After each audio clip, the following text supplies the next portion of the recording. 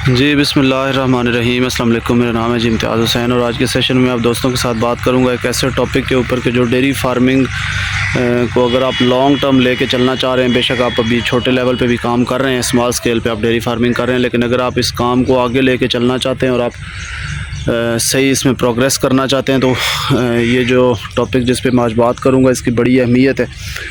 Heifers के हवाले से मैं बात करूँगा कि हमारी रूटीन है, प्रैक्टिस है। हम देखते हैं आम मुशाहिदे में एक चीज़ आती है कि जो हमारा आम फार्मर है, छोटा फार्मर है, वो अपनी हीफर्स जो है वो कोई बहुत भी जल्दी अगर किसी की हीफर इंसेमिनेट होती है तो वो 2 साल मतलब 24-25 महीने पे जाके, वरना 2.5 साल पे जाके हीफर जो है वो इंसेमिनेट होती है, इंसेमिनेशन के काबिल होती है।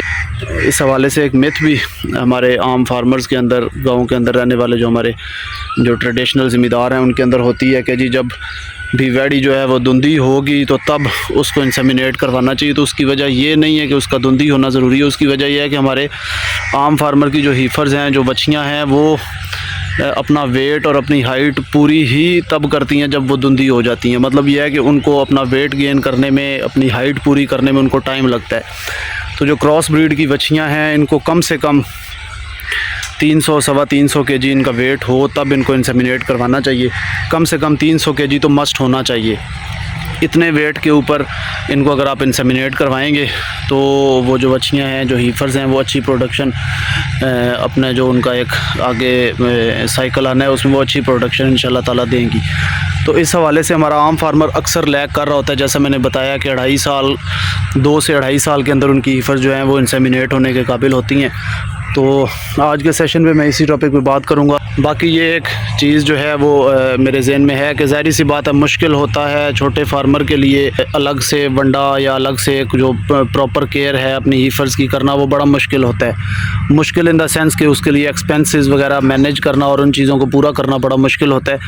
तो मैं एक छोटी सी आप दोस्तों के साथ टिप शेयर कर देता हूँ, इस पर आप अमल कर लें। वैसे तो हम जब यूट्यूब के ऊपर या अगर किसी डॉक्टर से मशवरा करेंगे तो वो आपको बताएगा, एक मुकम्मल फीड प्लान जो है वो बताएगा कि आप 13, 14, 15 महीने के अंदर कैसे अपनी बच्ची को इंसेमिनेट कर सकते हैं। अगर तो आप उस पर अमल कर सकते हैं तो बहुत अच्छी बात है, करना ऐसे ही चाहिए।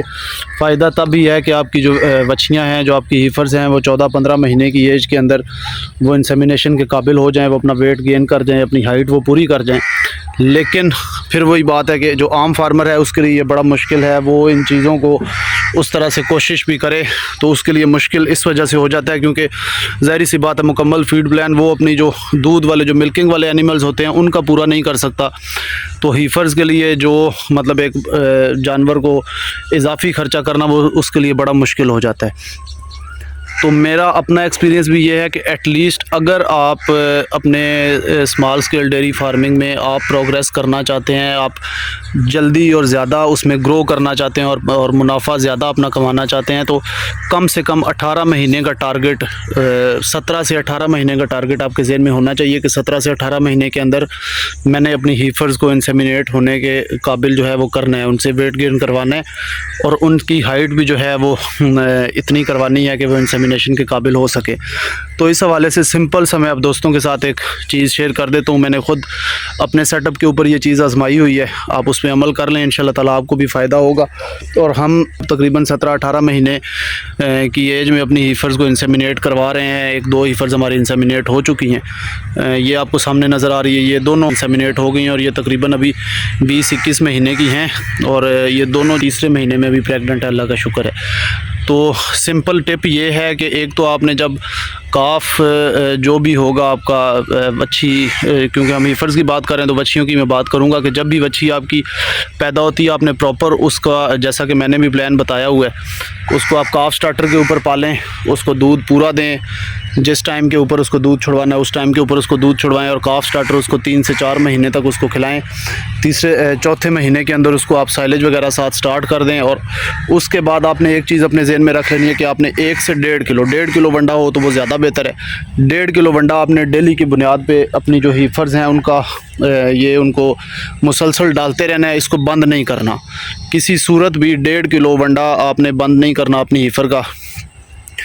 एक हीफर का अगर आप हिसाब लगाएं, वंडे के फार्मूले मुख्तलिफ हैं। अगर आप जो दूध वाली गायों को वंडा दे रहे हैं वही देना चाहते हैं तो आप बेशक वो दे लें, लेकिन वो क्योंकि आपको थोड़ा सा महंगा पड़ेगा, वो कॉस्ट ज़रा ज़्यादा करेगा।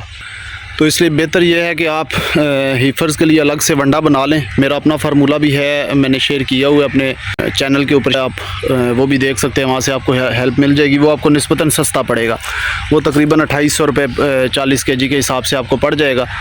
तो वो अगर आप 1.5 किलो पर डे के हिसाब से अपने जानवर को देते हैं तो आप देख लेंगे तकरीबन 1 महीने का 1 मन वंडा लगेगा, 1 मन सवा मन वंडा लगेगा, और वो तकरीबन आपको 4000 रुपये में 3500-4000 रुपये में एक हीफर का ख़र्चा 1 महीने का बनेगा।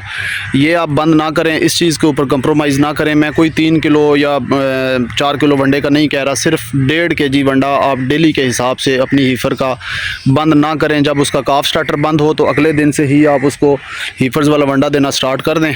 तो उसके साथ आप मिनरल मिक्सचर 80 से 100 ग्राम मिनरल मिक्सचर देते रहें। लाइव स्टॉक वाला मैंने मुख्तलिफ बहुत सारी वीडियोस के अंदर उसका जिक्र किया हुआ है। वही वाला आप मिनरल मिक्सचर जो 80 से 100 ग्राम डेली देते रहें, वो 10 से 12 रुपये का ख़र्चा है, एक हीफर का आपका होगा एक दिन का, महीने का 350 रुपया बनेगा। तो वो देते रहें साथ, तो आप देखेंगे इंशाल्लाह ताला आपकी हीफर्स की ग्रोथ अच्छी होगी, टाइम पे वेट भी गेन भी करेंगे। मैं क्रॉस ब्रीड की बात कर रहा हूँ, 300 kg को ज़हन में रख के, 350 kg भी इससे वेट गेन होता है। ये जो हमारी आपको ये जो डब्बे रंग की सामने हीफर नज़र आ रही है, ये इसने 320 kg वेट इसने गेन कर लिया था 18 महीने की एज में।